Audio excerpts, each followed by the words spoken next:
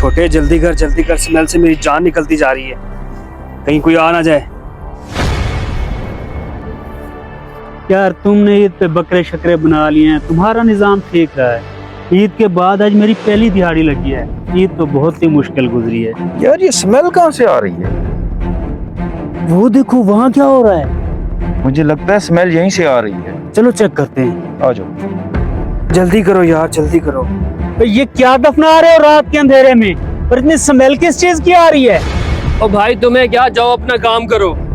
राशिद भाई मुझे तो यहाँ पे कोई गड़बड़ लग रही है।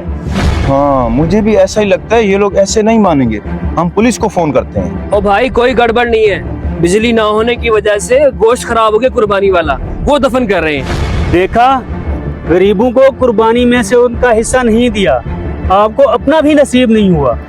आप लोगों को इससे सबक हासिल करना चाहिए।